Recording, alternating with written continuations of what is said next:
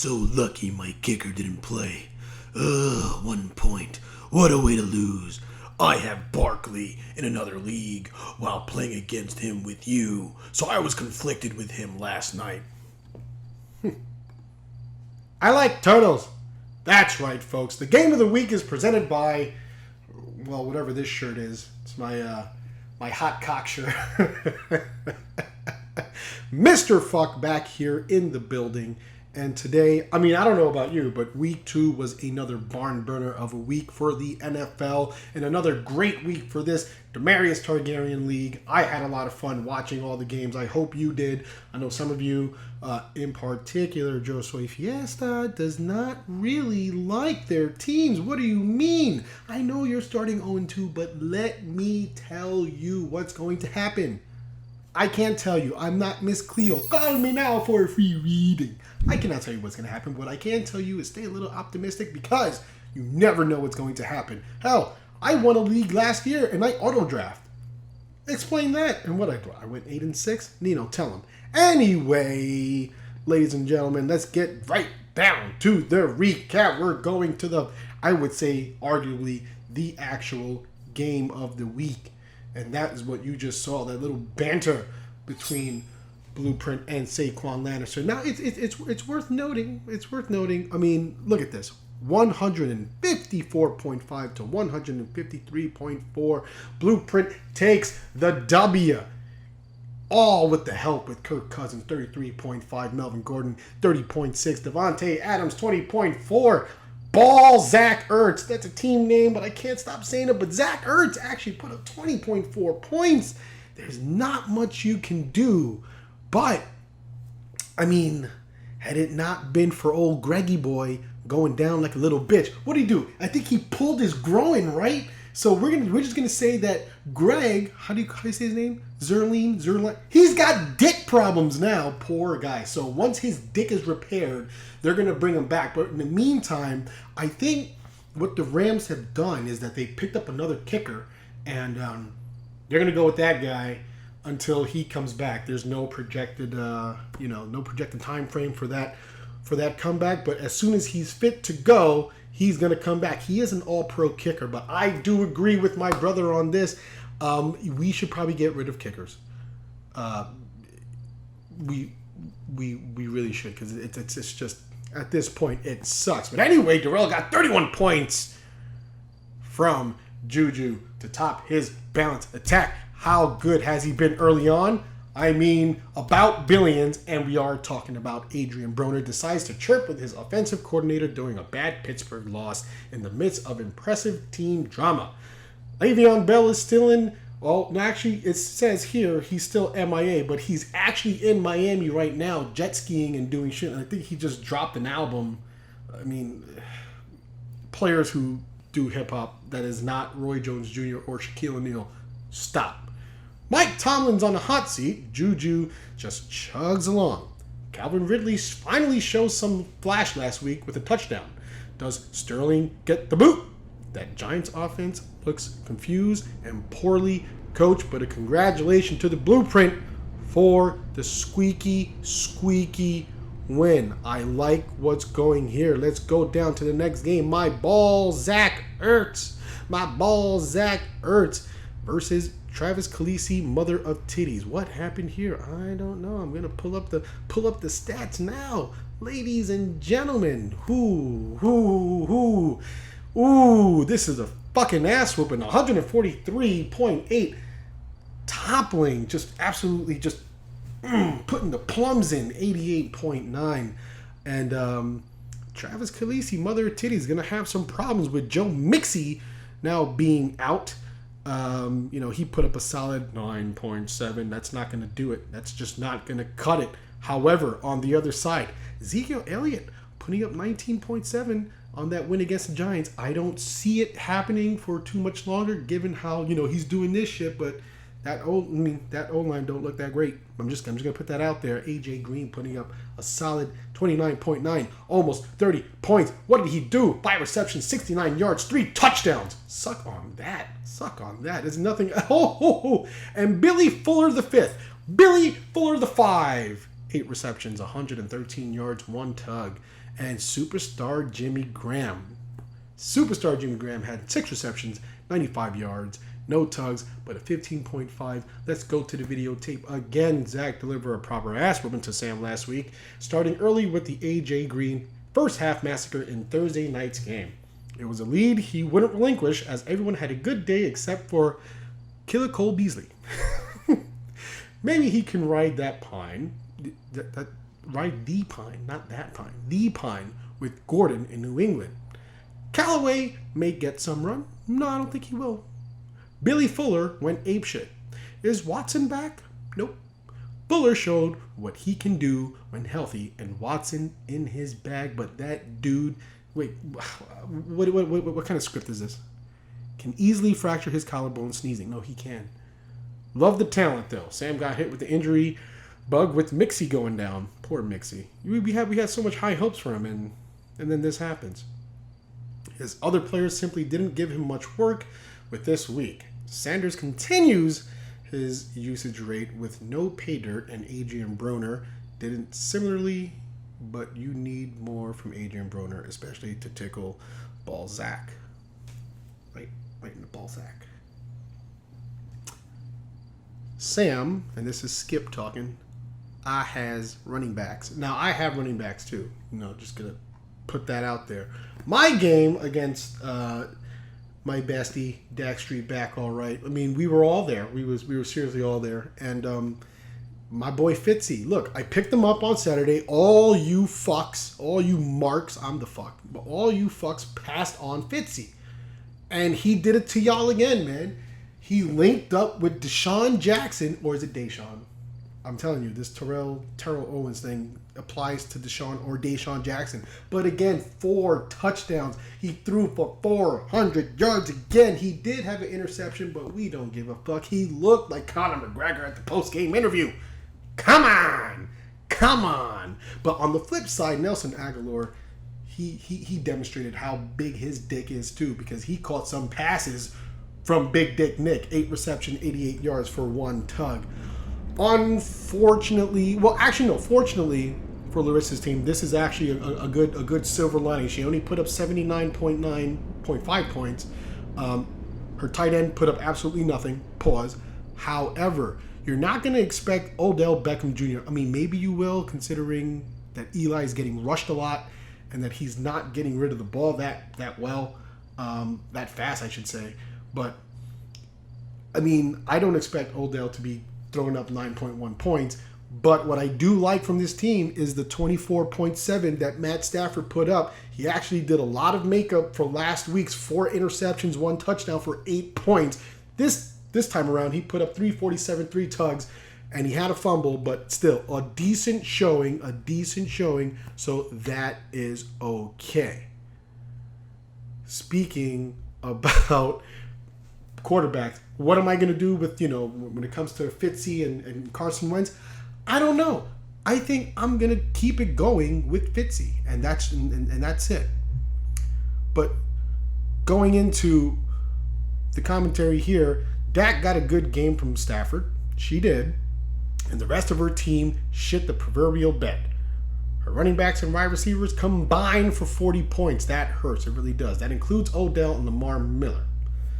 Odell, all that talent wasted by an offensive line that thinks a simple D-line stunt is something futuristic, it's some futuristic invention brought to us by intergalactic beings with knowledge of the 4th dimension. So mad. I'm so mad too, because we can't just expect Barkley to just run with it and then be okay. It's just we can't run the offense through him. That's all I gotta say about that. Stevie Wonder Can't See versus Chocolate Madness.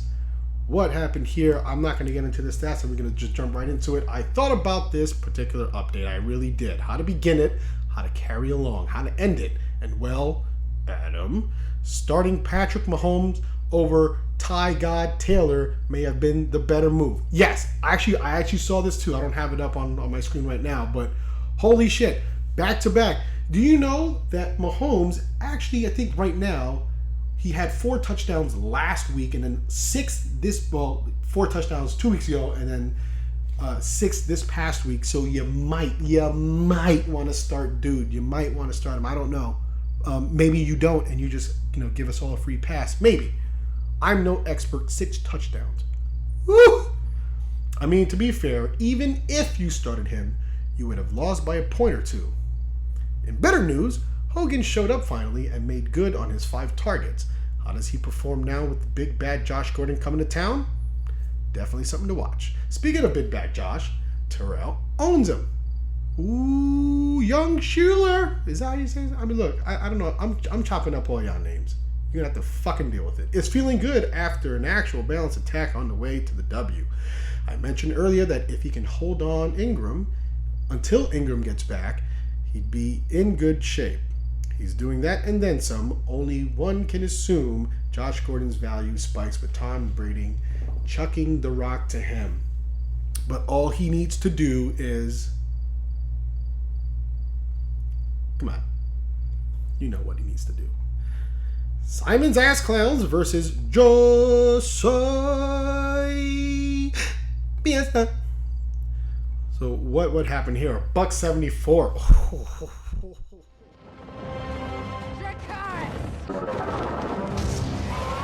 Ladies and gentlemen, this Dracarys moment is brought to you in part by Red Hot Cock Sauce. Get your bottle today because this is a full-on flame on. Jesus Christ, $1.74.1 to 79.2. Who is your top scorer, Josoi? Is it Aaron Rodgers for 16 points? Golly. And take a look at Simon's ass. Clowns. My man puts up 18.6, OJ Howard. 22.9, Brandon Cooks. 35.9, Stephon Diggs. 32.3, Todd Gurley. 22.8, Deshaun Watson. Oh, and passively, 14 points by Robbie Gould. I don't know if there's anything much to say other than you just got your ass roasted. But again, let's keep that, that intensity, that integrity. It's only 0-2. It's so fucking early. We understand that you're 0-2. We understand that you probably have the lowest points for in the entire league, but things could happen. Think about it. Look at Ass Clown's team. All right, Todd Gurley, broken femur. Deshaun Watson, he's going to be like, oh, I'm going to quit, like what's his nuts, and just, go to China and work with those kids. OJ Howard is going to turn to OJ Simpson, kill a white girl. You never know. And then all of a sudden, your team turns around, boom, win 8 in a row. You gotta believe. Be like the Mets, you gotta believe. But this is the Dracarys of the week to our champ. Go home week 2, you're drunk. Gurley, Diggs, and Watson outscored her whole team, which is pretty fucking insane. This is a man who started OJ Howard in the flex, Funk Master Flex. And he paid him off with 19 points. It was definitely Rob's week. Congrats on the W. Now trade me Diggs. Don't trade him Diggs. Don't do that. For the champ, Philly Lindsay was a nice surprise, totaling 100 yards rushing. Aaron Rodgers gutted out a solid line despite a gimpy knee, a giant brace, and the Minnesota defense trying to get up in that ass. Remember, this is a big fat D, pause, that broke his collarbone last year. Josoi Fiesta needs Fournette back stat. I'll let him know for you. We have Leonard meetings every Thursday at 9 p.m. It's me, talking as my brother, and him, and we Skype and Leonard Nimoy from the afterlife. Oh, that's pretty. That was a nice little touch. And now it's the showdown between the best buddies, Drogon versus Skip Bayless. What happened here? I don't remember. Skip Bayless takes the W, 162 points, toppling over Nino, who only put up 130, It's worth noting that both of their defense, the Ravens and the Panthers, respectively, put up a -2. So, I mean, barring that aside, if you look at the scoreboard now, it's very hard to win a game when, aside from the defense, every other stat, every other line, including the kicker, have over 10 points. Look, 10, 16.5, 19.7, 17, 18.3. It's like, what? Everybody scored over 10 points, barring the defense. put up some good stuff. Matt Ryan had himself a day, 30.7 points, 272 yards, 2 tugs, 1 interception. Good showing, not enough. You kind of feel bad for things like this, but who cares? Matt Ryan, he sure had a day, didn't he? It almost didn't matter it almost didn't matter that he didn't start Big Ben. I swear Big Ben is 1,000 times better at home than on the road. Those home road splits are straight fuckery. He's also looking good with Galladay. Every day is a Galladay. Galladay! With his Galladay prediction, as he is quickly becoming the favorite target of Stafford. They look good. They really look good. A big up from week 1. And I'm rooting for Stafford. I have him in the league. Sadly, at the expense of Marvin Jones. Okay. I thought Kittle would be better. I thought Kittle would be better with the plus matchup in Detroit, but that, along with Crowell giving him mustering a paltry 6 points, meant doom. This is because everyone on the skip side went double figures, except for the flaccid Baltimore D, highlighted by Newton and Thomas. Thomas went off again, the second straight week. That's crazy. Michael Thomas is getting a ton of targets in New Orleans, and I'm so excited. Like Jesse Spence, I'm so excited. Bobby, cut that in. That's hilarious. I nearly spit out my coffee, and I wasn't even drinking any when I saw Newton get hit in the head. From what I hear, I didn't see that either. We were all together again. I didn't see it, but from what I read on like the little commentary when it comes up on your phone, he was being a little prima donna about that. But you can never be like, you little bitch, you got hit. Thanks for coming back, you handsome man. I have a ton of points on the bench, so I am shamelessly plugging my running backs as trade bait. Don't send me a defense. Send me a defense. And the last game is Bravo's Assassins versus Tyrion Lynch. Now, before we get into it, I gotta pull this up. What happened in this game? 134 for Bravo's Assassins, and he gets absolutely smoked by Tyrion Lynch. And oh my goodness. Keelan Cole, Amari Cooper, plus 20. McCaffrey, 27. Rivers, 22. Marshawn Lynch even put up 14. What did Marshawn Lynch and the Bears defense put up 19 points? I mean, there's, again, not much you can do, especially when your Patriots defense is going to give you -2 because of the ass whooping that Jacksonville put on them. But look at this. Marshawn Lynch, 18 attempts, 65 yards, 1 tug. I mean, there's not much you can do about that. Well, let's go to the actual recap. It wasn't looking good for them Tier boys in the beginning, but he had a monster week with solid performances everywhere. Rivers, McCaffrey, Cooper, and Cole all had 20-plus points. Even his D was up to the challenge this week. Pause. Keelan Cole is looking like a stud. Pause. In Jacksonville.